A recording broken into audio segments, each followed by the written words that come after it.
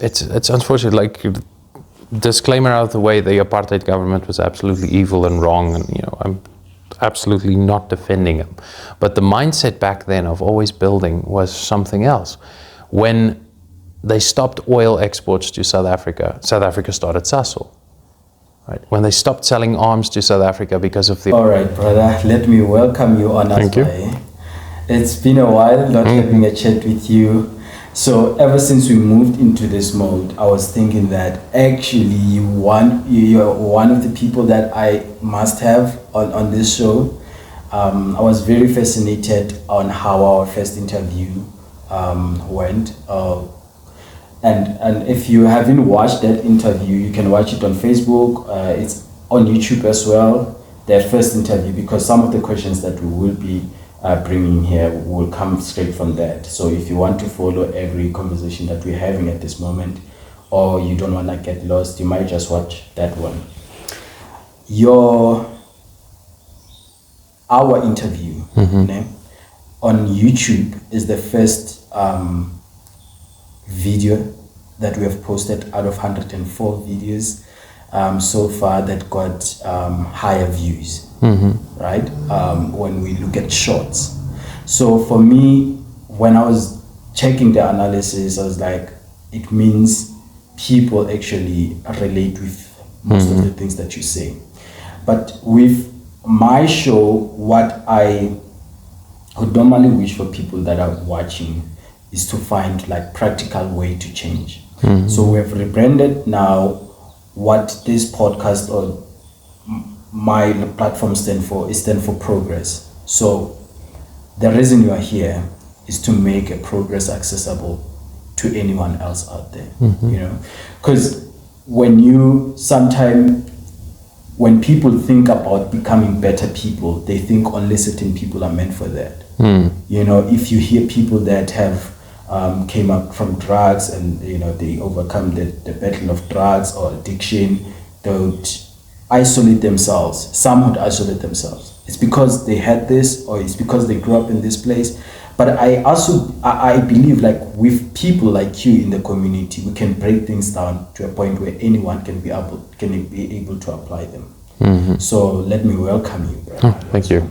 And I want to thank you from the bottom of my heart for your humility. First of all, I'm saying humility because of, like, when you take a call, if I ask you to come, I've tried to some people that saw that it's not a big show, so being able to associate yourself with something small and still be with yourself, I take it as humility.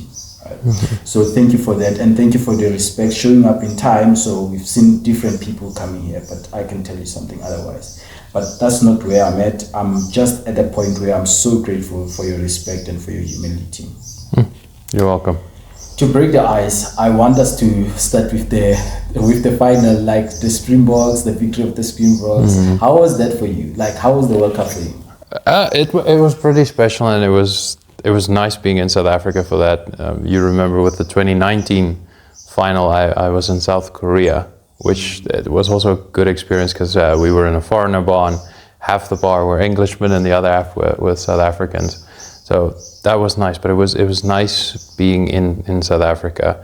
And I'm very glad you actually asked me about that, because when we won the final and we lifted the trophy, I had a moment of intense happiness, and then it got this close to being spoiled. Yeah. If you watch that clip very carefully, you will see Sia lifts the trophy, right? Everyone's jumping up. Wait. I think I know what you're going to talk about. Oh God, okay, continue. And let me just, 5 minutes before this, Sia was speaking about how difficult it is to be a South African, how people are struggling and how difficult life is. And ask yourself how many of your daily problems are because of the government of South Africa, the things they're instituting. Like, I'll share with you a problem I'm facing at the moment. Next year they want to get rid of medical aid tax credits, which means, right, if you have a medical aid and at some point your medical aid runs out, you can, every time you buy medicine, you can claim that back as tax. They want to get rid of that. which is, It's going to be tough. so that's going to bite, especially business owners. It's going to bite them in the butt. But okay, that aside. So you see, I just spoke about how difficult it is to be a South African. And here you see Cyril Ramaphosa ambling up right in front of Sia, grabbing the trophy and lifting it himself. Now, if you look, South Africa's got a tradition of letting the president of the country lift the trophy, which is actually, in my opinion, it's a very stupid tradition. Wait. Just before you continue, I'm sorry to intrude. So as I'm like reacting and say, I think I know what you're gonna talk about, because I saw it, but I was like, maybe I'm just overreacting because people are happy. I'm glad that you're bringing it on. Just continue with it. I was so angry. I was screaming at the TV. What is he doing? There were there was a slightly bagel around that trophy because Sia didn't even hold it a long time. And No, he went up. He brought his arms down, and Ramaphosa grabbed it from him. And okay, so let's go back to the tradition of when this started, 1995. That day, it made a lot of sense. It meant so much to South Africans to see President Nelson Mandela walking onto the field in a number 6 jersey. I don't know if you've ever seen the clip. I've never seen it. But I mean, you've got I think I've seen it. You've got this was before the game. You've got a predominantly white crowd. There were some black people, but it was mostly white people. I mean, at this point, rugby was still very much the Afrikaner sport, And he walks onto the field wearing a Springbok number 6 jersey. By the way, he was raked over the coals in some circles for that. Winnie Mandela basically said this was a big reason why she initiated divorce proceedings, right? But it was the right call. He walked onto the field and the crowd spontaneously started chanting, Nelson, Nelson, Nelson. Right, so we win the final. President Mandela hands the trophy over to Francois Pienaar. He lifts it by himself. President Mandela doesn't lift it. And but he was on the podium with him. Fast forward to 2007. At this point, Thabo Mbeki is still president, and things are still pretty good in South Africa. This is a good president, Thabo Mbeki. He's okay.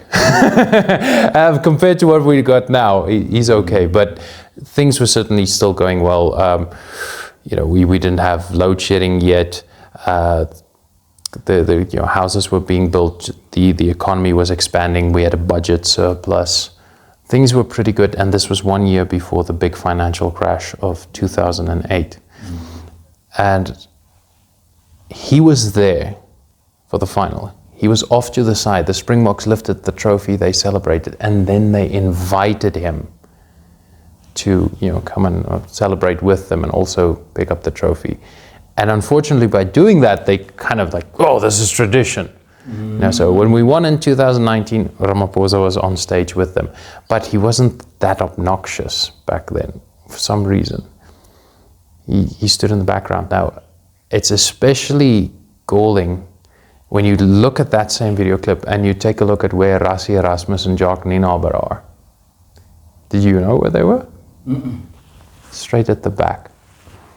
They were celebrating, but they were in the back row. I didn't see them.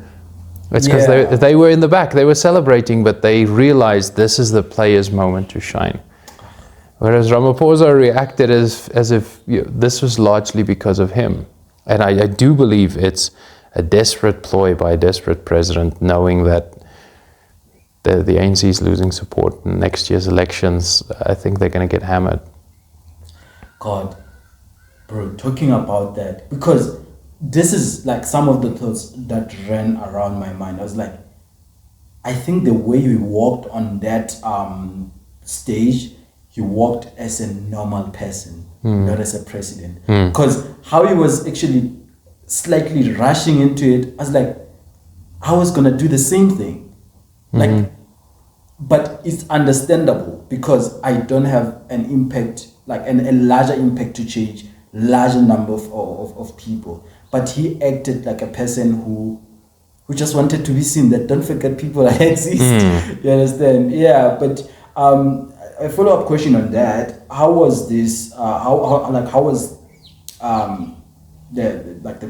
just the recent victory different from 2019 for you? Well, okay, I think that's going to largely determine on what happens in the next year. 2019, it was such a positive time.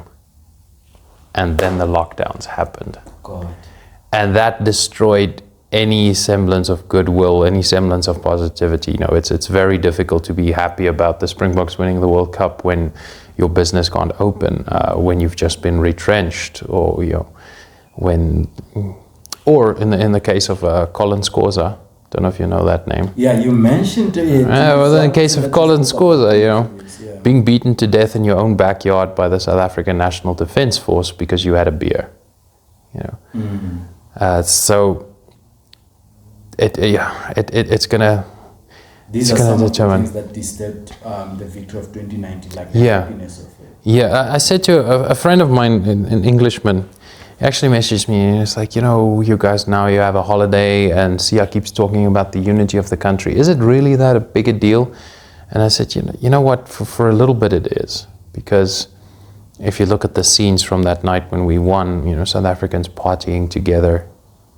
But nobody got beat up, no one got drunk and started hitting their wives, For a little bit, it's good to be a South African. It's peaceful, where you don't get that very often. Usually when you see large numbers of people in the street dancing around, there's something burning and a car being flipped over and rocks being thrown. There was nothing like that. The only thing I'm a little salty about is that the victory tour is not coming to Bloemfontein. So I was looking forward to that. There'll be a satellite tour next year with some players and probably the trophy, but it's not the same. Who stood out for you in the whole World Cup? Probably the best player consistently was Pieter Steftertoy. But yes, man, there's so many people you can put their hand up. So many. Cheslin Corby with that charge down on Thomas Ramos's conversion. Oxenchair in that semi-final, coming on and just destroying the English scrum. Sia's leadership. Every time Sia got pulled off the field, my butt would start to make like that. Because you can see it, right? Because he's such a good leader. That when he got that yellow card in the final, you can see in that 10 minutes we played very foolishly. He's such a. And actually, I will give this to Sia. I used to be one of his biggest critics. I thought he was the wrong choice for captain in the 2019 World Cup. By the end, I changed my tune. And in the ensuing time, I've changed from I don't think he should be captain to this is probably the best captain that South Africa's ever had. I'm glad. He's and this struck me in 2019 as well. That same year, the US won the Women's Soccer World Cup. And I don't know if you've ever seen who the captain of that team was. Well, man, she's a piece of work. I was not, because I'm not into sports so much. I was just surprised at myself this time around that I was into rugby. Because I was watching it, Rocco Mamas. So I was like, I'm surprised. Like, I'm following this thing because, to be honest with you, I'm coming from a society where rugby is a white people's thing, So I was just surprised of myself, and my mom was very surprised as well. She gave me a call in the morning just after the final, right? So she's like, I saw you were watching rugby. I had fun of my life because I could see the diversity, the unity, the people's reaction in different languages. So that was very beautiful. I didn't see that moment. Okay, now she's a feminist piece of work, but okay. So the reason why I'm bringing her up, we contrasted the leadership of Rassie Erasmus with Cyril Ramaphosa, right? One guy who didn't do anything trying to take all the credit, whereas the guy who did most of it was hanging around in the back. In 2019, while they had their victory tour, there was a video of her with the trophy standing there going, I deserve this, I deserve this. You can see, you can find the clip very easily. And if you contrast that with just Sia and the absolute humility that he was showing after they won that final, and he still has that. he's an amazing leader. But to get back to your point about rugby being a white man's sport, I'm going to be very honest with you. I do not understand what black people in South Africa enjoy about soccer. I don't get it for a couple of reasons. The first being, we're not that great. The last time we played in a World Cup was our home tournament, and we got knocked out before the playoffs. All right, that's the biggest one. The second one, it's a very simplistic sport, and with that, it's basically one kind of person that can play soccer. You need to be fast, you need to be good with your feet, you need to have good spatial awareness. It takes one certain athlete. All right, now flip that on its head. Rugby, all shapes and sizes. The way Ox looks, can't put him next to someone like R.G. Snyman, next to someone like Cheslin Colby, next to someone like Faf. They're very, very different people with very different skill sets. So it takes all shapes and sizes to play rugby. So by nature, rugby is very diverse. That's the first thing. And then the second thing, my goodness, black people are just made for rugby, like physically. Not if this was Ghana, I'd say no, black people are not made for rugby because they're more like sprinters, thin, tall guys, very slightly built. But South African black people they're big, they're strong. Yeah, true. They're perfectly built for this sport. And it's for this exact same reason why the NFL in the United States is dominated by black people. They're just suited to the sport. They're incredibly fast. They're very strong. This friend of yours who opened the gate for us, I bet you he doesn't even go to the gym that often. He just looks like that naturally. God, I tell him all the time, I'm like, man.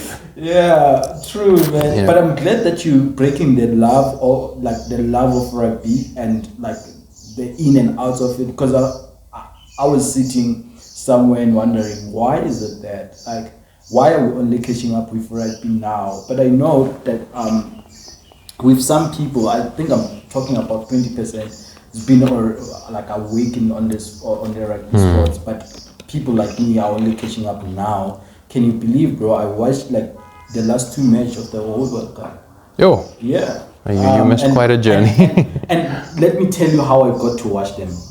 I was going out on when Springboks was playing with England. It was in England. England, yeah, the semis. I was going out, and when I get into a restaurant, there was a stream, and they were streaming it, and I didn't mind even that, because the waiter was like, are you here to watch a rugby match? I was like, oh man, whatever. But yeah, so as I was there busy with my whatever I was doing there, I felt the energy. It's like, I need more of this, And when the final was playing, I didn't want to be late.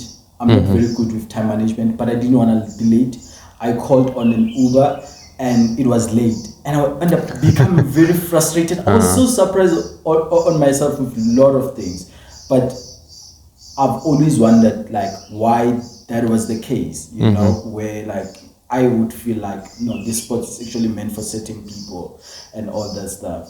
But I think we're just gonna consume much time on sports, because sports, like, it's a desert of people. I want us to dive into our action. Can I mention one last point? Okay, because I believe most of your viewers would be black. So you might be wondering what the sport is like for a white person watching it. And let me cut through all the lies that the media and the government tells you. Right? Do that, yeah. There's this belief that white South Africans don't like quotas in sport because we want to keep black people out of the sport. It's not that. I get so angry at quotas because it's the bigotry of lowered expectations. Why does that black person need extra help at that level? You're insulting someone like Bongi Monambe or Oxenchair saying we need to guarantee you a place in that team when they're absolutely good enough to make it by themselves.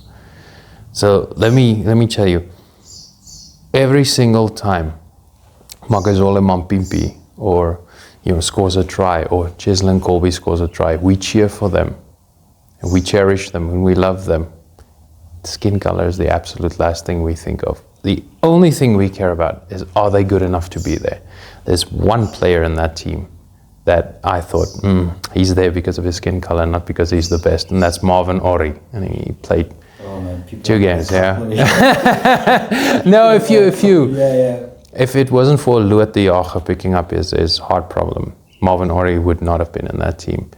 But that's one player. I don't think he's good enough to be there. But all the other ones, if we look at the black players who started in the final, there's not a single one I could say, yes, see, they're not good enough. They're absolutely good enough. And the reason why I enjoy the Springboks so much is they show what happens when you just cut out all the nonsense and all the messaging that tells us that we have to hate each other, that we have to be enemies. And you see what happens when they start moving towards a common goal. I love that. I think I saw that from Eben and Sia.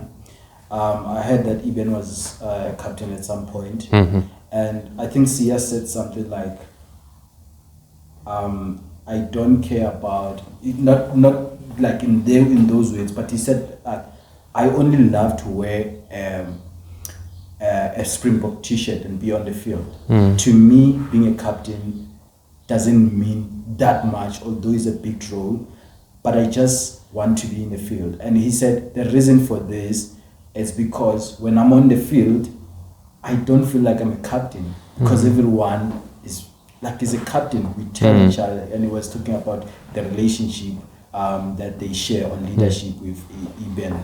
So that for me, it's such a beautiful thing. That's why I'm saying, when I got coincidentally in a space where people were watching rugby, and I think it was rugby specifically, because I've got into rooms where people were watching football. I've never been interested in football, watching it. I've only been interested in playing it.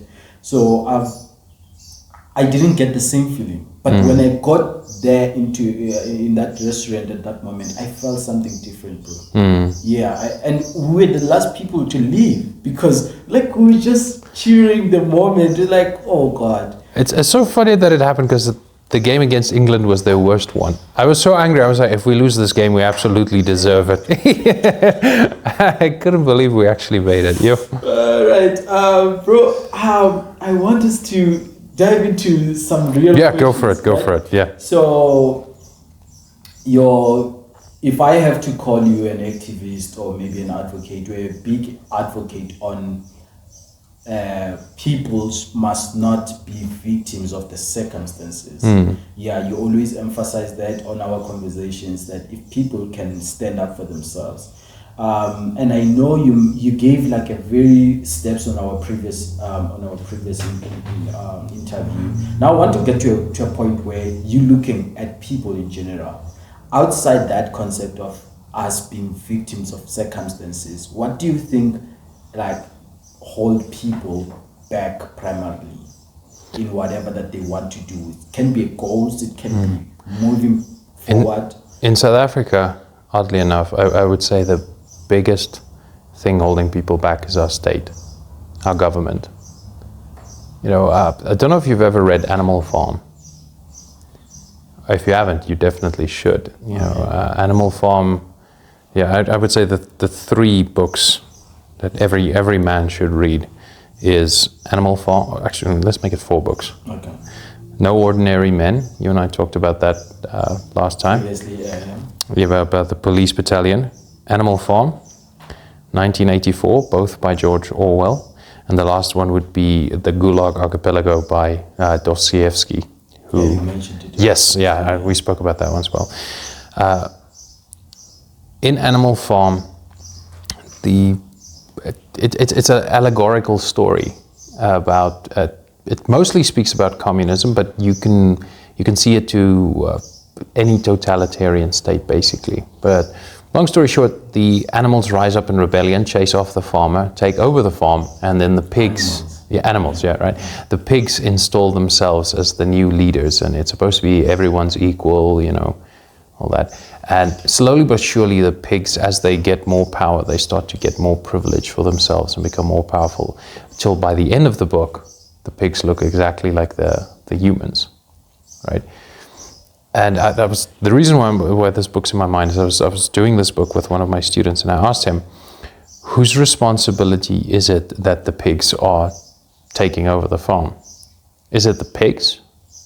Well, yes, I mean, they're the ones doing the actions, but a lot of the blame lies at the feet of the animals as well, because they're just letting it happen. And the farm's turning into a welfare state. You know, I can use the example of some of the American states where if a woman has a child out of wedlock, she's granted $400 by the state to take care of that child. Started out with pretty noble intentions, but pretty soon women realized, it makes more sense financially not to get married and to have 3, 4, 5, 6, 7, 8 children with 4 different men. You know, so now, she makes a lot of money, but those kids grow up without a father.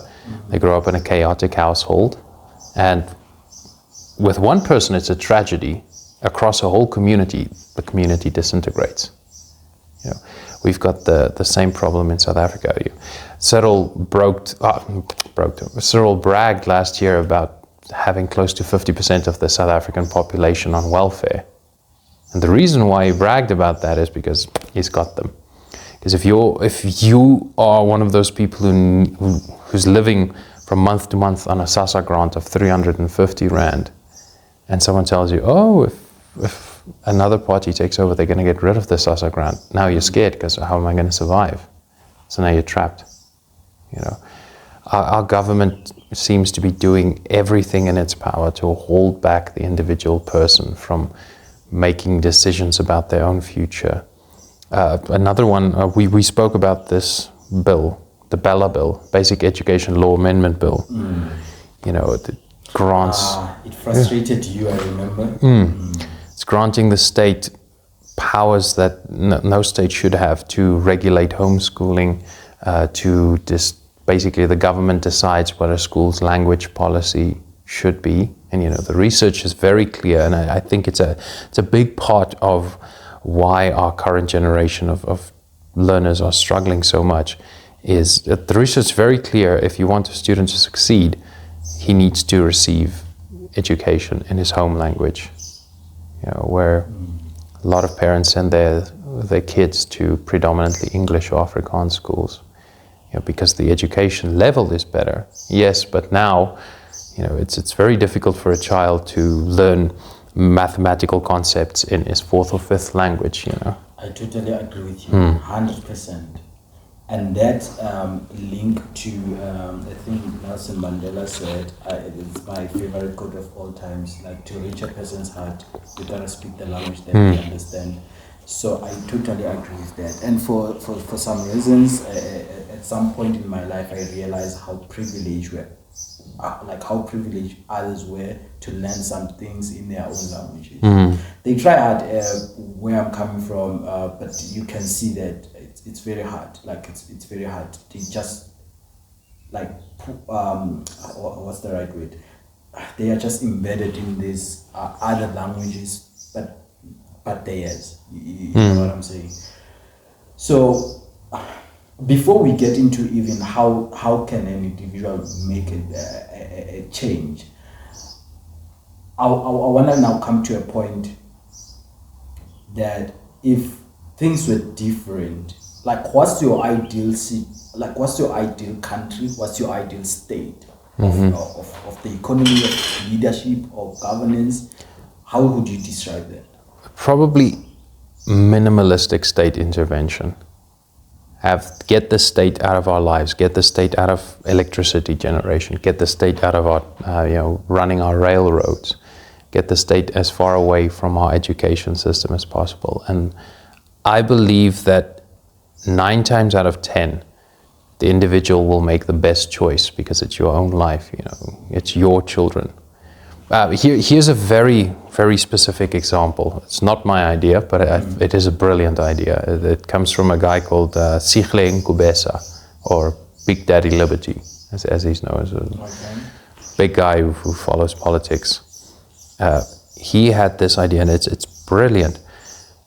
Did you know that the South African government spends about, I think it's 20,000 rand per learner every year? Learner? We're talking about someone who's at elementary school and secondary school? Yeah. Not at varsity? No. Okay, yeah? No. 20,000? 20,000, right? Okay. What if you just took half of that money and you gave it to the parents in the form of a voucher?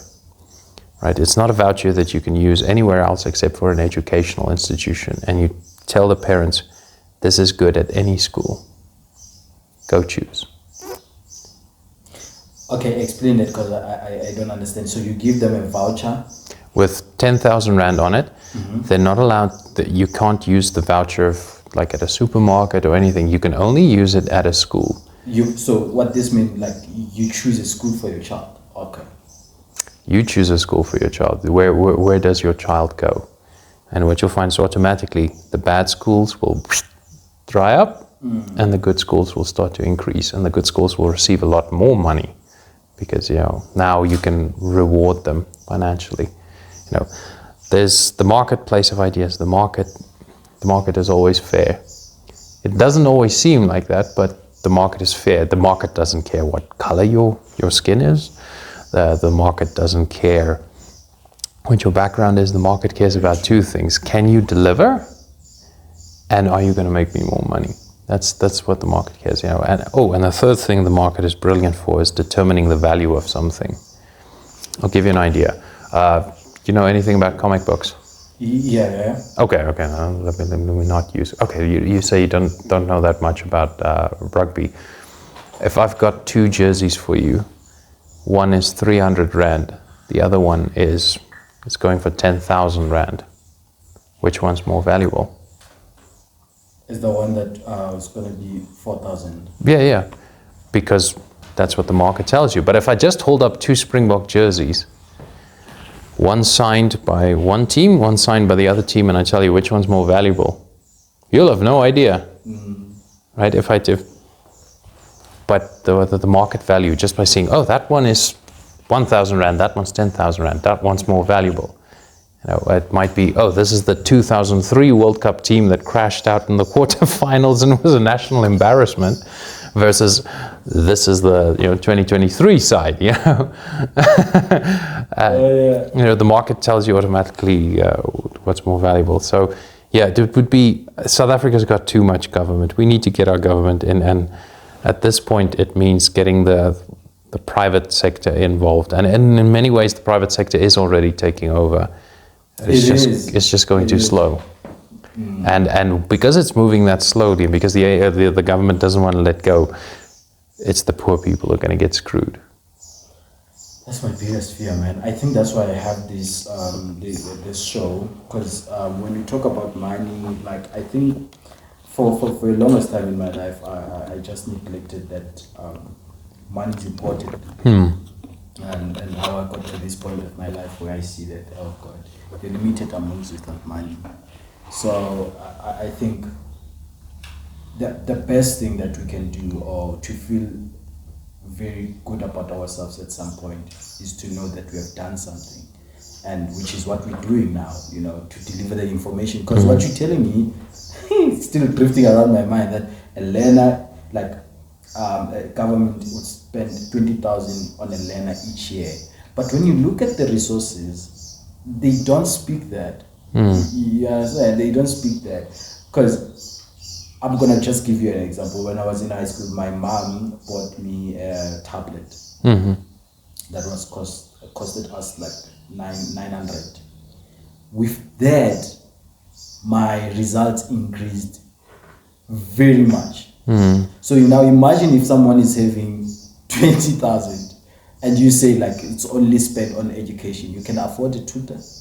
You can afford buying them a laptop, which means you can also afford to give them an internet, which is not there and is of utmost importance. So like you mentioning such things, it's us dropping the information that we just believe that at some point it's going to make people progressive. On that point of the internet, you know what Starlink is? No. Starlink is an invention from Elon Musk, and it uses satellites to give Oh, I've heard about that. to give Wi-Fi to places that are out of reach on a very cheap scale. And it works brilliantly. It's quite fast. It's quite cheap. Do you know that South Africa is never going to get Starlink? I think I've heard something like that. Instead, it's going to play to Kenya. I don't know if it's Yeah. Kenya or Several African countries have got it. South Africa's never going to get it. Elon Musk, who's a South African, by the way, has said South Africa will never get this technology. Do you know why? BEE. BEE is one of the worst things that's ever happened to this country, because it does not help the average black man on the street. It helps a very few rich, powerful elite at the top get richer. But it basically, the ANC is saying that 55% of the or 51% of the company as involved in South Africa needs to be black. Not needs to be most qualified, just they need to be black. And that's the opposite of the marketplace. That's the worst thing ever. If you say it should be the most qualified person, I bet you it's going to be as diverse as that Springbok team. Because who gives a crap what color their skin is? I care about, can they do the job? What do you think we lose? Because even with a lot of things, you mentioned BEE, there are a lot of things that I look at them and I'm thinking in my mind, I'm like, maybe when someone started this thing, they had a very good intentions that were gonna filter very well up to the conclusion of it. But you look at a lot of things, man, you're just losing it. A famous conversation is a conversation between two people asking themselves, with the infrastructure that we have, how do you think if it was managed by someone else, where would the economy be? And I didn't want to get into these conversations, but it's a conversation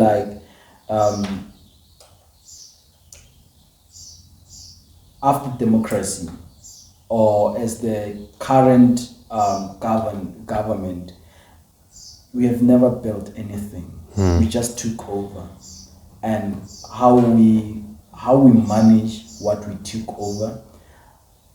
This is what I'm saying. I don't think the pioneers would manage it that way. If you get what I'm saying. So even with something like BEE, I think someone was trying to amend or to adjust the previous mess that was done.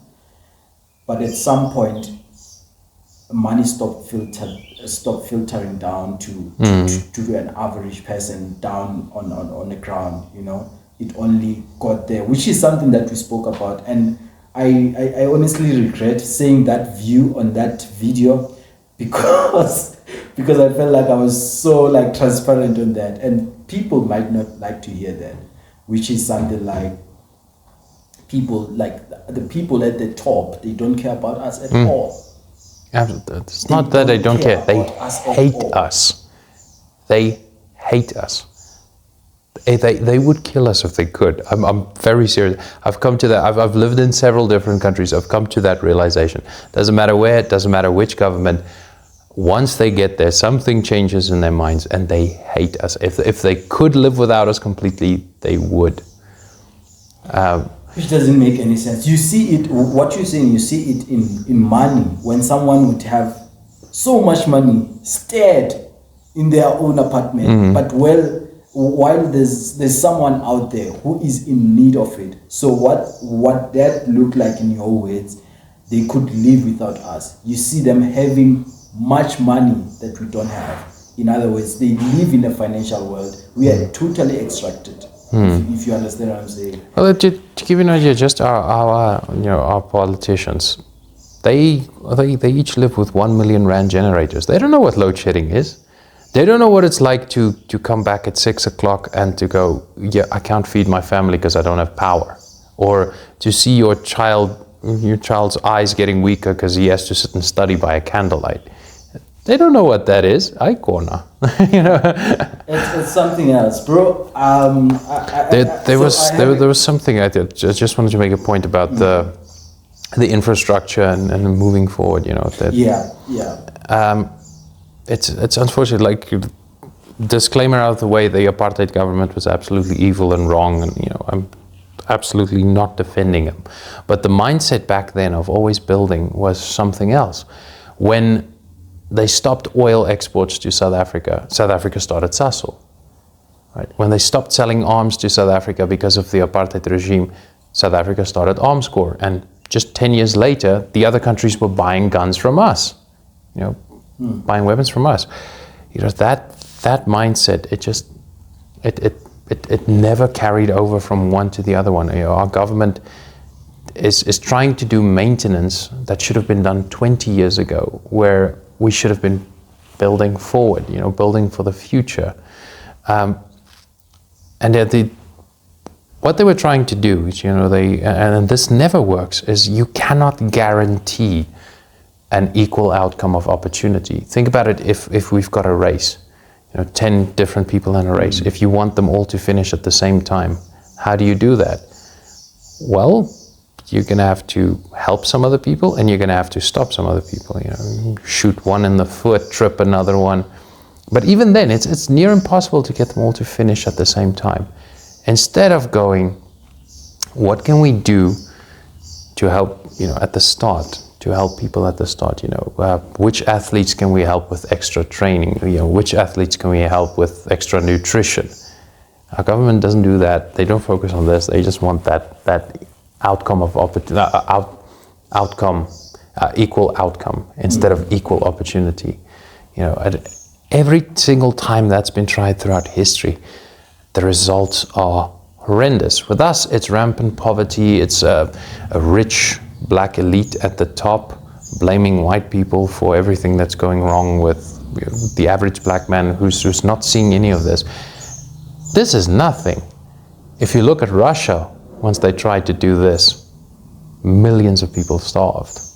You know, so it's a little bit worse. But each time this idea gets tried, people die. I think the science of change, or maybe of impacting people equally, doesn't go that way too. Just to add up on what you're saying, this other time I was talking to this friend of mine. He's a doctor. He was telling me of the imbalances or the inequality that happens in students' IQ in the class of medicine. So he's telling me that he thinks the faculty of medicine or the faculty of health must implement something like, okay, instead of having a case where people fear to study medicine because people say it's a very hard course to study, let's have maybe 10 classes with 10 different lectures. One are going to focus on these people that have this IQ, and the other one are going to focus on these people that have, these students that have this IQ. So his thing was, I don't believe it's impossible to achieve anything, but I believe like the achievement of it, or the journey in achieving that which you want to achieve, must be fairly strategized, and fairly allocations must be made. So in the conclusion, is saying everyone can be a doctor, but this is a very scary thing to a person with a below average IQ, because they think like, no, you must do this. But it's like, everyone can be a doctor, but there must be a very enough attention, patience that goes into lecturing side and all that, like even the infrastructure and stuff.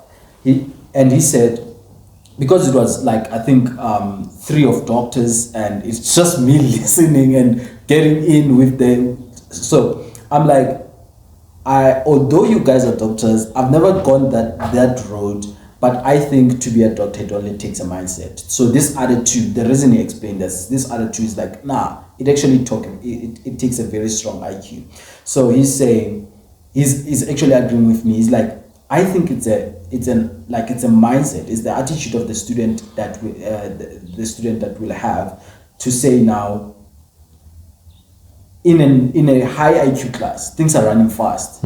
Like you get what I'm saying. It's what you're saying. Like it's 10 people set on the first line, then I expected to reach the end at the same time. So he's saying it's not like that. Put the other one at fourth because he can run that far. Put the other one at least backward. So allocate things very well. At the end, you're gonna get into that point. But I don't think that's something that people know. So for me, I totally agree. Like the science of making a change equally is to give everyone the way they deserve to be given. You know what I'm saying? And there's a question. I surely you have a comment on that.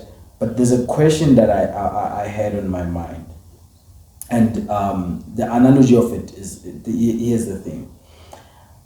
This other time I get into a shop and this guy is on the phone and he said.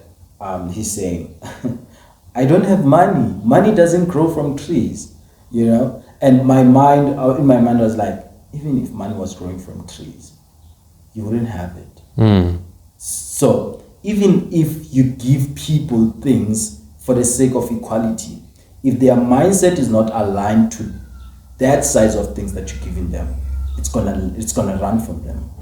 You understand what I'm saying?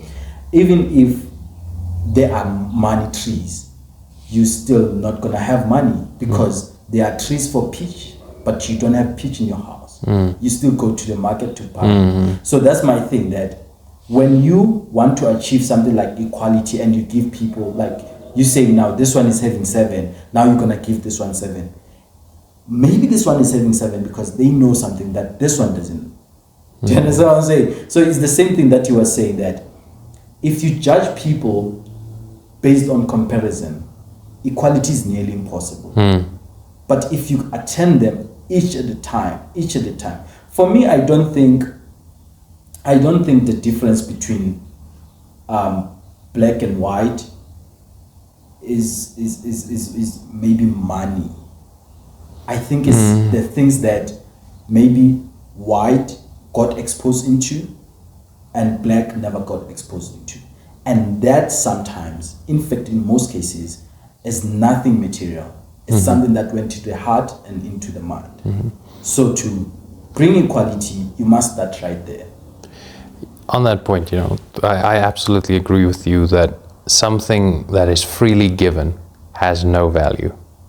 And I've seen that even in my own life. I'll give you an example. Went on holiday. Room has an aircon. I'm not paying for the electricity bill for this room. Guess I'll leave the aircon on all day. You know, one of my friends who was an engineer in South Korea, his apartment was paid and his bill, you know, had a very cushy job. So it was the middle of August, and August in Korea is 40 plus degrees. Very high humidity as well. Walked into his apartment. I'm like, oh my gosh, it's so nice in here. I'm like, you leave the aircon on when you leave? He said, yeah. Like, okay, but what about the electricity? I don't pay for it. You know, it's that exact same thing as you said. You know, if you just give students tablets or, you know, everyone the same thing, they're not going to value it. To get to that point, there's a saying in the Afrikaans culture that we get brought up with from a very young age: 'n boer maak 'n plan. Right. You said that previously. Yeah. We from this side we get taught that 'n boer maak 'n plan. And I'll give you a very good example. I don't know if you know the organization AfriForum. Yeah. Right. I heard that is a very good. If you put all the politics aside, it's a very good. They're actually not political at all. I'm saying the external politics. That they. Into it. A lot of people kind of reflect on them or project racism onto them when it's not that. I had a friend who told me, you know, they're very racist. I'm like, okay, can you give me one example? I've been part of this organization for many years. I've never seen one instance. Yeah. Well, it's very easy. It's very easy. You just pay a monthly fee. You decide how much, and boops, you're part. You get access to their emergency services, their security, educational things. It's